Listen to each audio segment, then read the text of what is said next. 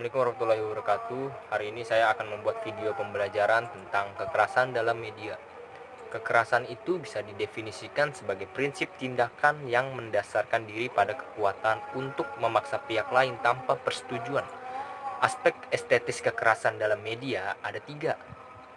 Pertama adalah horor regresif, kedua adalah horor transgresif, dan ketiga adalah gambar simbol.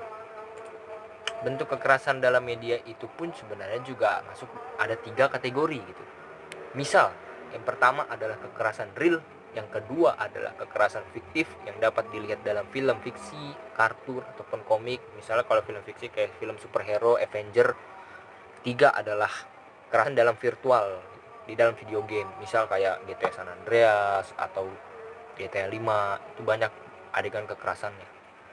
Selanjutnya ada 3 bentuk kekerasan menurut Nolnel, yaitu kekerasan dokumen, merupakan penampilan gambar kekerasan yang dipahami pemirsa dengan mata telanjang sebagai rekaman fakta kekerasan. Kekerasan ini pun bukan hanya berbentuk gambar atau foto, bisa juga dengan tulisan. Yang kedua itu kekerasan fiksi, kekerasan yang dibeberkan dalam kisah fiksi, bukan tanpa meninggalkan bekas luka pada pemirsa atau pembicaranya, tapi bisa meninggalkan traumatisme pada anak dan perilaku agresif. Ketiga itu ya sama kayak tadi, kekerasan simulasi, kekerasan yang ada di video game, misalnya kayak bully atau game GTA 5, yang dimana tuh kita bisa melihat kekerasan dan ikut merasakan emosinya gitu. Kayak main Mafia 2 kan, kita juga ikut merasakan emosinya gitu. Dampak kekerasan dalam media itu ada 3 gitu. Kalau menurut saya ini ada 3.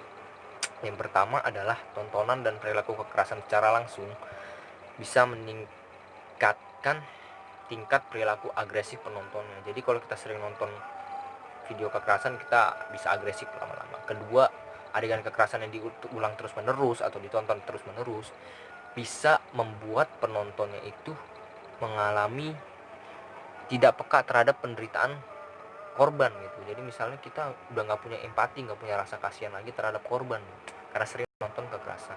Yang ketiga, kekerasan bisa menciptakan gambaran dunia yang reduktif, yakni bahwa dunia itu sepenuhnya jahat dan kejam, maka orang harus siap melakukan kekerasan untuk bertahan diri.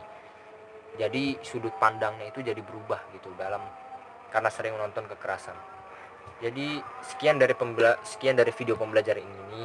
Wassalamualaikum warahmatullahi wabarakatuh.